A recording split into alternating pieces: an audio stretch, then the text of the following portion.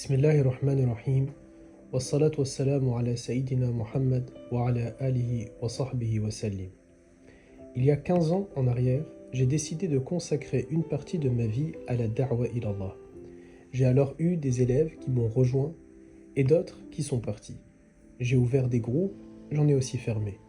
Puis, quelques années plus tard, un groupe a vu le jour et n'a plus fermé. C'était il y a maintenant 8 ans environ. Dans ce groupe, des garçons s'y sont insérés et d'autres nous ont quittés. Mais un noyau est resté au fil des années et une fraternité s'est créée entre eux. Des garçons arrivés au collège et qui avec le temps sont devenus mes fils, que j'ai vus grandir et mûrir. Ils ont étudié des dizaines de branches et matières pour mener à la vie du prophète alayhi salatu wassalam. Puis, ce que nous imaginions faire quand ils seront vieux nous est tombé dessus par rahma, une invitation à effectuer la Umrah. Fidèles à notre méthodologie, nous n'avons pas souhaité partir sur un coup de tête. Alors 7 mois plus tard, après plus de 50 heures de cours, après s'être préparés physiquement et spirituellement, nous voilà en route pour la Terre Sainte. Ce film, en 5 épisodes, est le témoin de ce séjour de foi et de spiritualité. Bien sûr, il était impensable de partir sans partager un moment avec celles et ceux qui me suivent et croient en moi depuis toutes ces années, les familles de mes garçons. C'est la première fois que vous vous retrouvez avec vos sœurs ou vos mères en face de vous, le papa et Pesbi avec vous. Donc, Tout seul. hein? Tout seul, c'est vrai. Avec nous. Ils peuvent garder un truc comme ça sans être gênés. Parce que je leur ai dit, attention, ils font, sans faire exprès, ils couvrent leurs pieds. Il faut qu'ils retournent à Médine pour recommencer. Il faut recommencer. Ils ont les tisanes, comme ça, moi, ils ont pas mal au ventre. Ça, c'est pour booster l'énergie le matin. Comme ça, ils me disent pas on est fatigué ou stead et tout ça. Ça remplace le café normalement. Là, ils ont des adaptateurs de prise, parce que c'est pas les mêmes en Arabie, c'est à 3 dents. Leur tapis de prière. Ça, c'est pour l'istinja, les gourdes d'eau. Comme ça, ils vont pouvoir mettre de l'eau de zamzam qui va garder fraîche, Inch'Allah. Ils ont pour les lunettes de soleil. On a même pensé aux petites aiguilles pour les puces. Ils ont les tasbih. Normalement, ils vont faire beaucoup de dhikr. Salah ala nabi ou de dhikr, Inch'Allah. Pour la trousse transparente pour aller dans l'avion. Ici, ils ont les coussins pour dormir dans l'avion. Est-ce qui pense qu'il va dormir dans l'avion pour 9 heures, c'est ça, 9 heures de vol? On fait d'abord 4h30 de vol, après 3 heures d'escale et après 2 heures de vol. Ouais. On s'arrête en Jordanie d'abord et ensuite on reprend un deuxième vol, Inch'Allah. Ils vont l'utiliser dans le train aussi, parce que comme on part la veille, on part le 13 à Paris de nuit. Je crois qu'ils vont dormir du coup dans le train avec ça. Dedans on a aussi des bouchons d'oreilles, parce qu'il y a des ronfleurs ici. Il y a 3 ronfleurs, levez la main. J'en ai 2 derrière moi. On a pensé aux bouchons d'oreilles pour les autres. Ils ont les médicaments pour l'estomac, des vermifuges, les pansements, les compresses, des petites bouteilles pour mettre les liquides quand ils vont monter dans l'avion, déodorant, gel de rasage, shampoing et gel douche, des crèmes hydratantes, l'après-rasage, dentifrice, Kleenex. Ça, c'est des barres protéinées, ça leur donne aussi des vitamines. Non, avec ça, plus la tisane, machallah, ils vont aller toucher la pierre noire et tout là. Ils vont voler. Ils ont les petits sacs à dos pour la Umrah, tout petits, parce qu'ils ne peuvent pas mettre beaucoup de chats, sinon ils ne les laissent pas rentrer. Ils ont des sacs à chaussures, les badges, les sacs à bas, ils vont vous ramener de l'eau de zamzam normalement, hein. Ils n'ont pas intérêt d'oublier. Mais moi je vais y penser pour vous, Inch'Allah. Ils auront droit à 5 litres. Ils ont de jolis pramis, ça vous dérange pas de m'en passer une? Merci. Je vais vous montrer. C'est des pramis sur mesure. Je sais pas si vous en dit ça. Je leur avais dit ou pas? C'est qui n'avait pas annoncé ça à sa famille? Non, il n'y a pas de mal, merci. C'est celui de Ayoub. Toi, il n'était pas plié bien. On l'avait ouvert une fois. Ouais. On va en prendre un qui est joliment plié alors. Ça ne me dérange pas de m'en passer un autre. C'est quoi le prénom? Il est plié. Il est joliment plié. Ayoub, on l'avait testé, c'est pour ça. On a pris leurs mesures. On a pris les mesures quand? Il y a combien de temps? Moins de mois. Il y a plus, ouais. Un mois et demi, je pense. Bon, j'espère que vous n'avez pas maigri ou grossi. Normalement, non. Moi, j'ai pris un peu plus court parce que je savais que j'allais maigrir. Mais vous, je sais pas. Je te le remettrai, Madjah. Hein. Très bien, merci. C'est normal. Hop. Et ici, il y a marqué il y a un homme dans chaque qamis. C'est un peu macho peut-être, je sais pas. Tiens, voilà, c'est comme ça, je ne l'oublie pas.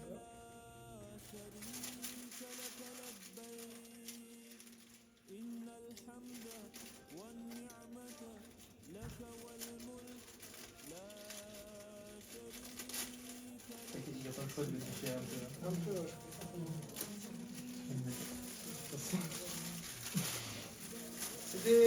Ces qamis-là, c'est le tissu, il vient du Japon. Ils sont fabriqués à Dubaï. Le style, c'est du Qatar. Et ils ont derrière un kéfier saoudien avec la goudra de Syrie. Donc ils ont un qamis complet arabe là. Les porteurs, c'est des Marocains. C'est ça. Que des Marocains. Que des Marocains. Dans Darwin, on a un seul Algérien. Un seul. Tout petit. Ah pardon. Là, il y a Djibouti aussi. Pardon.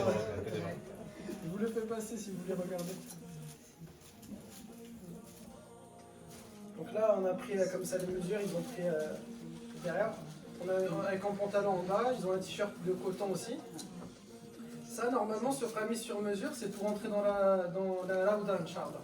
Pour la première fois qu'ils vont saluer le prophète, on a voulu que ce soit qu'ils viennent avec de beaux habits, Inch'Allah. Quelque chose de beau, de propre, de nouveau. Pour le symbole, parce que c'est la première fois qu'ils vont le rencontrer.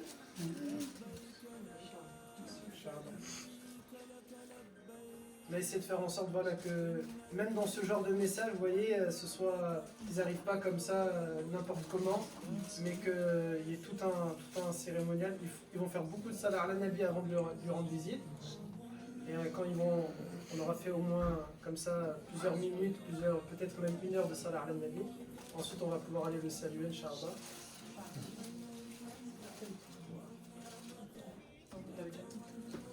Pas tous, non, il y en a certains, ils n'ont pas vu. C'est qui l'a pas encore vu? Madjah, justement. Tout le monde a vu le tien en premier, Madjah. Avec la beauté. Avant toi. Il y a le baraka du tout le monde là. Du maman. Certains, ils étaient là quand on les a reçus, il n'y avait pas de lumière. Ils ont ensuite un petit livret du matériel, ça ne me dérange pas. Désolé, je vais vous faire travailler. C'est avec plaisir. Merci beaucoup. On leur a acheté aussi ce petit carnet de dhikr. Il a été fait par l'imam Hassan al-Banna. Et ça, c'est un wird qu'ils vont faire chaque jour. Donc il va prendre environ 45 minutes chaque jour. Chacun individuellement, il va le faire. En plus de ça, chaque jour, ils vont rester Yassine. Et aussi, chaque jour, un hizb de Qur'an. Donc vraiment, ils vont baigner dans tout ce qui est spiritualité. Sans compter les salats ala nabi, l'istighfar, bien sûr. Chaque matin aussi, tahajjud, bien sûr. Ensuite, les adorations jusqu'à Shurur. Donc là, ils vont vraiment faire toutes les du'as que vous avez, envoyez-leur. Là, ça va y aller. Chaque jour, ils iront saluer le prophète aussi. Et on peut saluer le prophète de la part de quelqu'un. Donc si vous avez des salams, vous pouvez leur confier vos salams, Inch'Allah. Vous n'avez pas intérêt d'oublier, du coup. Ouais, voilà. Sinon, vous allez avoir des comptes le jour du jugement. Et ensuite, ils auront un autre livre de décal que je n'ai pas encore préparé, encore avec un autre décal qui lui aussi dure 45 minutes. Donc, c'est-à-dire à peu près les adorations individuelles chacun. Ils ont à peu près 2 heures, 2 heures et demie de décal. En dehors des prières, en dehors des prières à la rawatib. Chaque jour, ils vont faire 12 raka'a sunna dans la journée, 12 raka'a le matin à Fajr, plus ensuite à Shafi'i Witr aussi. Et on va pas faire 3, on va faire Awabin entre Maghrib et Isha, 6 raka'a. Donc à peu près normalement dans la journée, ils vont faire autour des 50 raka'a dans la journée. Ils vont revenir avec de bons mollets, des bras. Ensuite, il y a un petit livre. Ils ont un peu de lecture. C'est un tout petit livre. Ils vont l'étudier avec moi. Ils l'ont pas encore étudié. Ils l'ont même pas encore vu, je crois. Ils vont l'étudier avec moi en cours. C'est un auteur français. Il s'appelle Sofiane Meziani. Ça parle un peu de la Ramla. Ça explique pas les rites, mais c'est un côté spirituel. Plutôt, ça raconte comment le croyant il doit se préparer psychiquement, spirituellement, pour se rendre dans cet endroit-là. On a beaucoup travaillé avec eux sur le cœur, sur Tazkiyat an-Nafs, sur comment se préparer, comment passer le moment lorsqu'ils vont être sur place. Alaykoum salam wa rahmatullah. Alaykoum salam. Et une deuxième Madame Kazbi, justement, qui nous reçoit à chaque fois aussi. Et ça, c'est la maman de Nour, toutes les mamans des élèves, du coup. Du coup, avec ce livre-là, voilà, ça c'est vraiment pour se préparer aussi sur le plan spirituel, comment profiter de la Umrah. En plus du fait que moi je suis en train d'écrire un livre sur le sujet, il fait à peu près pour l'instant 500 pages, j'ai pas encore fini d'écrire, et ils l'apprennent au fur et à mesure. Là, souvent ils me disent est-ce que vous l'avez fini, mais on n'aura pas peut-être le temps de tout voir. Mais ils ont déjà étudié pas mal, à peu près 300 pages de ce livre-là, Inch'Allah. Ensuite, ils vont avoir derrière vous, il y a les kéfis, et ça va, je vous ai expliqué. Ils ont de grands sacs à dos, et après les t-shirts et le pantalon à mettre en dessous de leur camis, Inch'Allah. Et puis voilà. Et vous avez expliqué à vos mamans tout ce que vous allez faire, ou ils vous ont expliqué ou ils n'ont pas expliqué? Personne? C'est qui a tout expliqué à sa mère? Qui n'a rien expliqué? Pas rien. Moitié. Ouais, à moitié. Alors, comment racontez-leur un peu comment ça va se passer, comment ça va se dérouler? Ouais, tout ce qu'on va faire. Bon, on part aux États-Unis, c'est ça? On a menti. Comment tout ce qu'on va faire? Ouais, les premiers jours, ça sera à Médine. Et on va faire plein de choses. On va faire des adorations, on va aller à la mosquée du prophète, on va voir aussi des lieux historiques de la religion. Donc en fait, on va faire un peu de tout. On va... Par exemple, aider votre frère. Il y a quoi comme lieu que vous allez visiter? Les mosquées. La mosquée. Tous ces lieux-là qui vous disent, on les a tous étudiés en cours. On a fait à peu près 25 heures de cours. Il y aura encore avant qu'on parte. Vraiment l'objectif, voilà, de voir tous ces lieux où l'islam est né en fait. Exactement. De manière que on a parlé de Sira, ça fait des années. Et maintenant, ils vont voir ces lieux-là, Inch'Allah. Et ensuite, quoi d'autre? T'as dit une mosquée tout à l'heure, là? De Quba, et laquelle? Ah oui, Majid Shajara, exactement, et Majid Quba. Majid Quba, c'est la première mosquée qui a été construite, dans laquelle, quand on prie, on a la récompense d'une Umrah. Et chaque jour, on va être à Médine, on va partir là-bas, Inch'Allah. Donc, en plus ils vont faire 4 Umrah avec moi. On va en faire 3 ensemble. Ensuite, il y a une Umrah où ils vont la faire tout seuls. On va tous sortir de l'hôtel, chacun va prendre son propre taxi. Ils vont essayer de le faire. Et ensuite, donc ça fera 4. Et ensuite, une 5e encore avec moi, Inch'Allah. Ils ont 5 Umrah au total. Et non, ne vous inquiétez pas. Enfin, ils auront les portables, ne vous inquiétez pas. On est dans les hôtels vraiment juste à côté de l'horloge. Qui va se perdre parmi vous? Arrêtez, parce que moi je stresse, hein. Moi je stresse. Je leur ai dit le jour où ils vont aller faire leur Umrah, moi mes dua, je vais pas faire de dua pour moi, je vais faire de dua pour eux. Et Allah fait qu'ils arrivent en sain et salve, s'il vous plaît. Et moi je vais me dépêcher, je crois que je vais partir avant. Et je vais me mettre dans des endroits pour vérifier. Dès que j'en vois un, je vais avoir un petit carnet, ok, lui ça va. Lui c'est checké. Ouais, ça s'appelle l'express à Mecca. Et Majid Quba, quand on y prend, on a la récompense d'une Umrah. Chaque jour à Médine, ils vont y aller. Donc en plus des 5 réels Umrah qu'ils vont faire, ça fait au total, ils auront en plus de ça, je crois 8 fois à Quba, je ne me rappelle pas. Je crois 4 ou 5 peut-être à Quba. Donc au total, ça fait 9 Umrah. 5 où réellement ils l'ont fait physiquement, et 4 ou 5 dans la récompense parce qu'ils auront prié à Quba, Inch'Allah. Quoi d'autre comme lieu? Les 7 mosquées. La Rawda, ils ont beaucoup étudié c'est quoi la Rawda, comment on prie dans Rawda, comment réussir à rester le plus longtemps possible dans Rawda, parce que normalement c'est que 15 minutes. Donc là je leur ai donné quelques techniques pour essayer de rester, il y a un record à 1 heure à peu près. Donc à eux d'essayer de voir. Je leur ai dit, tout le séjour on est ensemble, mais dans Rawda c'est chacun pour soi. Donc celui qui se fait sortir par les militaires en premier, tant pis pour lui. Et les autres, ils en profitent. C'est le seul endroit, comme on est dans le paradis, du coup c'est chacun pour soi. On applique la On va vraie voir les règle. vrais visages. Ouais, c'est ça, exactement. Exactement. Je leur ai dit, là c'est vraiment dès qu'on va rentrer dans l'Aouda. Et subhanallah, je leur ai dit ça, et après ils ont changé les règles. Moi, comme je suis allé en début décembre, non, c'est une fois par an, donc j'ai pas le droit d'y retourner. Du coup, ils vont bien se payer ma tête. Parce que eux, ils vont pouvoir rentrer, moi je vais rester à l'extérieur. Mais je m'avoue pas vaincu. Je vais essayer de parler avec quelques militaires pour voir. Inch'Allah. Qui pense qu'il va réussir à rester longtemps? Qui pense qu'il va se faire sortir en premier par les militaires? Moyen. Ah ouais? Du coup, après, il y a quoi d'autre? La mosquée du nuage aussi. La mosquée du nuage, Masjid al-Ramama, c'est un lieu dans lequel il y a eu un nuage qui s'est mis au-dessus du prophète. Elle est ouverte que à quelques heures dans la journée. Du coup, ils vont avoir l'occasion d'y aller et de voir. Et c'est l'espace de ce masjid, c'est ce que ça contenait comme personne qui faisait Salat al-Eid avec le prophète. Puisqu'on on va voir tous les lieux où le prophète a fait Salat al-Eid. Et donc il y a plein de petites mosquées qui sont restées. Masjid al-Ramama, c'est une mosquée qui est restée brute. C'est pas comme Masjid Nabawi. Masjid Nabawi où c'est maintenant moderne. Masjid al-Ramama, c'est vraiment la pierre de l'époque encore. Donc ça, pour qu'ils ressentent ce côté-là, par exemple dans les grottes aussi, souvent les gens ils connaissent que la grotte de Hira. On va partir nous dans une grotte qui s'appelle Bani Haram. Le prophète il est resté un mois dans cette grotte-là à faire tahajjud là-bas. Il reste toute la nuit, il fait tahajjud le matin et ensuite il descend tous les matins pendant un mois. Donc c'est pas très haut en plus, hein, ils vont réussir à le faire facilement. Et il y a 3 tapis, on peut prier par 2, 3, et du coup ils vont pouvoir faire. On pourra pas nous faire tahajjud là-bas parce qu'il n'y a pas d'éclairage. Lui, il était lui-même une lumière, donc il n'avait pas ce souci-là, mais nous, ce serait risqué. Mais ils vont faire salat de ha par exemple là-bas, Inch'Allah. Qu'est-ce qu'il y a d'autre?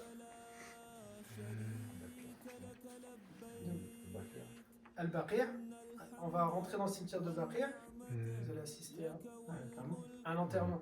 Donc on va assister à un enterrement à Baqir, parce que c'est assez particulier les enterrements à Baqir. C'est le seul endroit où on enterre exactement de la même manière que le prophète, en utilisant le moins possible les pelles et ce genre de choses, le moins possible. Ils en utilisent forcément quelques-uns, mais le moins possible, donc ça se fait beaucoup avec la main, et il y a beaucoup de poussière également. En fait, on cache le corps à la vue des gens, c'est-à-dire nous on avance, mais quand on l'enterre, au bout d'un moment, en fait, dès qu'il est posé, tous les gens tout autour, ils peuvent par exemple taper au sol ou faire monter. Il ne faudra pas prendre les burqamis ce jour-là. C'est comme en fait si on cache, parce qu'on sait que quand on est enterré dans le Baqir, les anges descendent pour la personne. Donc symboliquement, bien sûr, on ne les verrait pas, mais symboliquement, c'est pour cacher tout ça. Et ensuite, qu'est-ce que vous allez faire? Il y a Bir al-Khatam. Bir al-Khatam, là où le prophète a perdu sa bague. Il a séché le puits pendant 3 jours à sa recherche, mais il n'a pas trouvé. Si il veut essayer de la trouver, maintenant c'est carré, on ne peut plus. Peut-être ils l'ont trouvé un jour et ils ne l'ont pas dit. Qu'est-ce que vous allez faire d'autre? Il y a la mosquée aussi d'Abou Bakr et de Omar. Aïwa, Majid Omar et Majid Abou Bakr, c'est les lieux où Omar ibn Khattab et Abou Bakr ils faisaient eux leur salat al-Eid dans ces endroits-là. Bien sûr, du coup on va les saluer à chaque fois qu'on va saluer le prophète. On leur a appris aussi, il y a un endroit dans la mosquée, ça sera la future tombe de Sayyidina Isa. Le prophète a dit que Sayyidina Isa, quand il va visiter, à la fin des temps, il va revenir pour saluer le prophète. Et la deuxième fois, il va aller saluer le prophète, il va mourir à côté de la tombe du prophète. Donc il y a une chambre qui lui est réservée aujourd'hui. Donc peut-être qu'un jour, on ne sait pas, si Dieu nous permet à nous tous d'assister à ça, on pourrait aller visiter, pas que le prophète Mohammed, mais peut-être le prophète Mohammed et Isa, les deux enterrés dans cet endroit-là. Inch'Allah. Ou pas, je sais pas. Parce que ça veut quand même dire qu'on serait proche de la fin. Du coup, Inch'Allah ou pas, J'ai fait le frère. Ouais, c'est ça. Si c'est bien pour nous, tant mieux. Et si c'est mauvais, vaut mieux pas qu'on soit là. Qu'est-ce que vous allez visiter d'autre? Mosquée d'Uhud. Ah ouais, c'est vrai. Il y a une fenêtre d'une de nos mères, Saïda Hafsa, qui avant de mourir, vous voyez une fenêtre par exemple comme ça qui est restée ouverte. Elle a dit que dans son testament, elle veut que personne ne ferme cette fenêtre. Et cette fenêtre, elle est restée ouverte, ça fait 1400 ans maintenant. Et ils ont tout changé tout autour, mais la fenêtre, elle est restée ouverte. Donc c'est vraiment un truc ancien. Donc ça aussi c'est quelque chose que les gens ne savent pas beaucoup. Quand on passe, en fait elle ne paye pas de mine, elle est en hauteur. Si on ne lève pas la tête pour essayer de la repérer, on avance, en général on regarde au sol ou devant soi. Mais on ne pense pas forcément à regarder dans cet endroit-là, qu'ils vont pouvoir voir. Et ce qu'il y a de beau, c'est que Hafsa se mettait à cet endroit pour voir le prophète en fait. Et malgré sa mort, elle a dit je veux quand même je veux que ma fenêtre elle soit là comme si j'étais toujours là pour le voir. Qu'est-ce que vous allez faire d'autre? Mosquée Qiblatain, non? Masjid al-Qiblatain, c'est la seule mosquée dans laquelle le prophète a fait les deux Qibla, parce que pendant pendant les 15 premières années de l'islam, la Qibla était vers Al-Aqsa, vers Jérusalem, et ensuite ça a été changé. Et dans cette mosquée-là, il y a eu une prière qui s'est faite avec des compagnons, ils ont fait Dohol ou Asel, on ne sait pas. Ils ont fait 2 rak'ah en direction de l'Aqsa, et ensuite, il y a un compagnon qui est rentré, il leur a dit, le prophète a dit, la Qibla elle a changé, c'est de l'autre côté. Et du coup, dans la même prière, ils se sont levés, les hommes qui étaient devant et les femmes, ils se sont mis sur les côtés, l'imam est passé de l'autre côté, ils sont tous retournés, et c'est le seul moment où une prière, il y a eu deux Qibla. Du coup, ça s'appelle Masjid Qiblatain. Qu'est-ce que vous allez visiter d'autre? Là, il y a beaucoup de lieux à Médine que vous avez dit à Mecca. Qu'est-ce qu'il y a à Mecca? La Kaaba. C'est vrai. Ils vont visiter la Kaaba. Et tous les lieux de la Kaaba comme ça qu'on a appris, à quoi? La pierre noire, le Multazam, Maqam Ibrahim, Safa et Marwa juste à côté. Masjid Aïcha. Masjid Aïcha, ça c'est dans Mecca. C'est là où on part pour refaire une deuxième Umrah. On est obligé de passer par Masjid Aïcha. Et du coup, ils vont passer là-bas. Langue yéménite. Oui, c'est ça. En fait, ils ont tout étudié la Kaaba. Il y a beaucoup de choses qu'on sait. Par exemple, ce qui est le plus connu, c'est la pierre noire ou le hijab d'Ismaïl. Mais il y a aussi plein de trucs. Par exemple, dans l'un des angles de la Kaaba, il y a des petites pierres qui indiquent là où Sayyidina Jibril il vient prier. Et symboliquement, personne ne prie à cet endroit quand c'est l'heure de la prière, au cas où Sayyidina Jibril descend pour faire sa salat avec nous. Donc ils vont pouvoir le repérer quand on va tourner pour passer. Ne testez pas de prier, hein. Les militaires ils vont pousser. Le Multazam, un endroit où le prophète se collait. La gouttière, un endroit où les du'as elles sont exaucées. Le hijab, qui est l'intérieur de la Kaaba. Ils ont étudié la kiswa aussi, le tissu, ils ont étudié son histoire. C'était quoi l'histoire, les différentes couleurs qu'elle a eues dans le temps, y compris même à l'époque du prophète, parce qu'à l'époque du prophète, elle était rouge et blanche. Elle n'était pas noire. Du coup, techniquement, un jour, il pourrait décider de changer la couleur. On serait tous perturbés, je crois. Mais techniquement, il pourrait, parce qu'à son époque, à lui, elle était rouge et blanche. Après, elle est devenue toute rouge, elle était toute jaune, elle était vert et blanche. Bleu aussi, une fois. Toutes ces couleurs, on se dit c'est un peu bizarre, parce qu'on n'est pas habitué, nous, dans notre esprit. Et ça fait 500 ans qu'elle est noire maintenant. Donc, mais lui, à son époque, alayhi salam, elle n'était pas noire.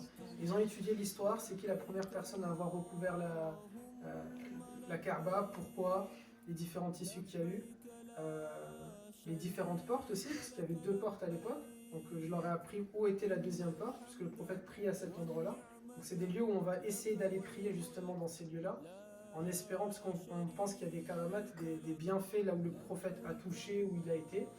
On espère, Inch'Allah, qu'ils reviennent, que je reviens avec tout ça, Inch'Allah. Alors toute la bataille de Uhud, comment ils l'ont étudiée, mais encore sur place, par où les archers étaient, là où Khalid ibn al-Walid il était caché. Il y a encore ce qu'on appelle le wadi, en français on dit, pardon j'ai oublié, comme une oasis, un jardin avec de l'eau, là où Khalid était caché, par où il est sorti, là où les musulmans ont fui, là où les musulmans sont morts. Je leur ai raconté justement l'histoire que certains corps ils étaient mutilés par Quraysh, et du coup les musulmans, les compagnons prenaient le corps de leur frère ou de leur sœur et ils couraient avec le corps pour ne pas qu'il soit mutilé par Quraysh. Et ils les ont enterrés sur tout le chemin au fur et à mesure. Mais après le prophète a ordonné d'arrêter ça et de les enterrer directement, même s'ils allaient être mutilés. Quoi d'autre? La première maison du prophète. Oui. Il y a des maisons aussi qui pas très connu. Quand il est arrivé à Rouba, il a dormi une semaine dans une petite maison. Alors je leur ai dit, cette maison-là, je ne sais pas s'ils pourront malheureusement l'avoir, puisque en décembre, ça y est, ils ont mis des barrières tout autour pour la détruire. Et au fur et à mesure, ils détruisent de plus en plus de lieux là-bas. Et donc ça, c'est celui-là, par exemple, je ne sais pas. En décembre, il y avait les barrières, j'ai vu le bulldozer à l'intérieur. Donc je ne sais pas, est-ce qu'ils auront l'occasion de le voir ou pas. Il y a la maison dans laquelle le prophète est né aussi. Oui, exactement.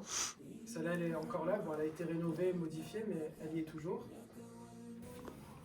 Je voulais savoir s'ils étaient prêts psychologiquement et physiquement C'est une bonne question. et mentalement. C'est une bonne question. Physiquement, machallah, ils ont un groupe dans lequel ils mettent à chaque fois qu'ils partent faire le sport, ils envoient. Ils sont presque plus physiquement préparés que moi.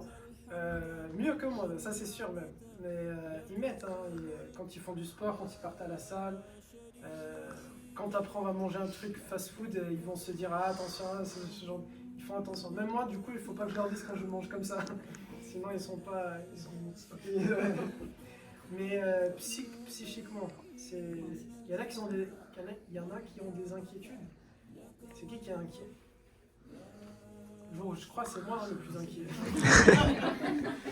Moi, j'ai trop peur. Les visas, pardon, ils durent combien? Un an. Un an. Et à partir de quelle date? À partir de la date où on les a fait. C'est-à-dire Donc ils les ont fait combien on les a fait? Le 5 janvier, je crois. Donc il est valable jusqu'au 4 janvier 2025. Inch'Allah. Qu'est-ce qu'il reste là? Ouais, non, Il n'y a pas d'autre qui va me soutenir. Alors, heureusement, j'ai pris la deuxième fois. Au début, je trépignais. Ouais, heureusement. Je sais pas, je vais le salir. Si je transpire trop dedans, ça va me dégoûter. Tu le mets? En fait, c'était surtout pour la place dans la valise. Ouais, C'est ça qui me. Après, si t'as une grande valise, ça va. Toi, la grande, tu penses que c'est tu veux ça. Ça prend vraiment de la place, quoi. C'est pas. Ouais, bah ouais. C'est pas un truc léger. C'est léger, ouais, mais c'est. Ouais, c'est.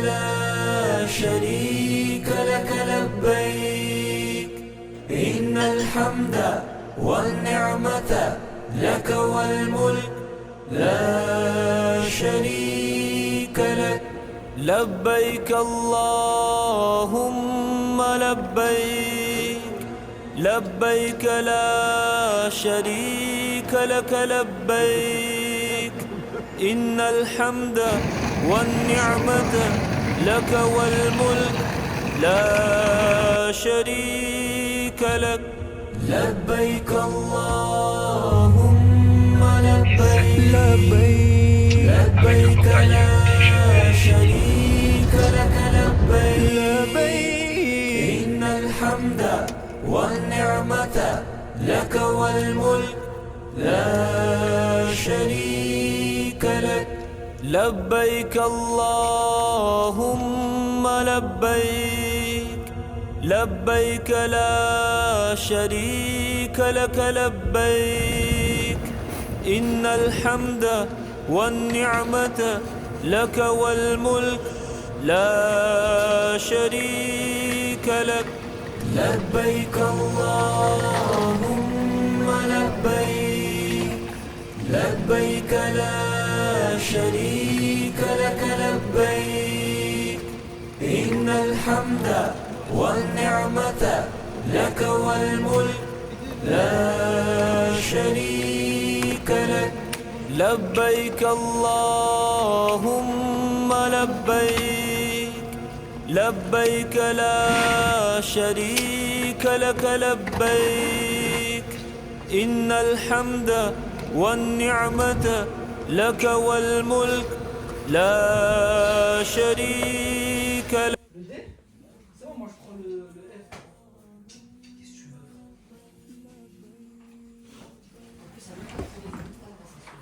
Il fait trop chaud par contre, je trouve, non? La tête, ça marche pas. Mais vous voulez... Non, mais même là, chaud, je pense pas que ça va marcher. Ah ouais, c'est fait exprès, je crois. On descend la température ou vous préférez pas? Pour moi, là, c'est bon. Faites bon.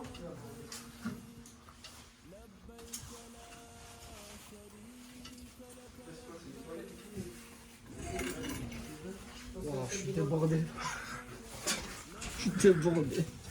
لا شريك لك لبيك اللهم لبيك لبيك لا شريك لك لبيك إن الحمد والنعمة لك والملك لا شريك لك لبيك اللهم لبيك لبيك لا شريك لك لبيك إن الحمد والنعمة لك والملك لا شريك لك لبيك اللهم لبيك لبيك لبيك لا شريك لك لبيك إن الحمد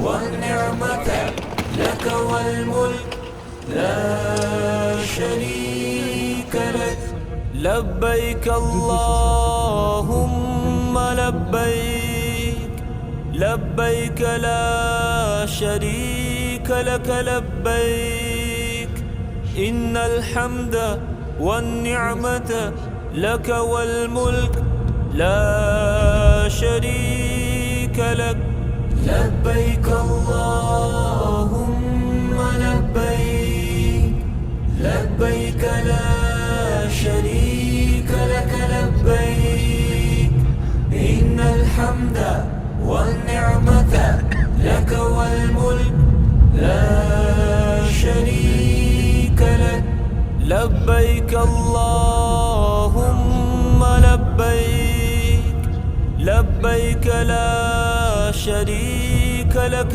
لبيك إن الحمد والنعمة لك والملك لا شريك لك لبيك اللهم لبيك لبيك لبيك لا شريك لك لبيك إن الحمد والنعمة لك والملك لا شريك لك لبيك اللهم لبيك لبيك لا شريك لك لبيك إن الحمد والنعمة لك والملك لا شريك لك لبيك اللهم لبيك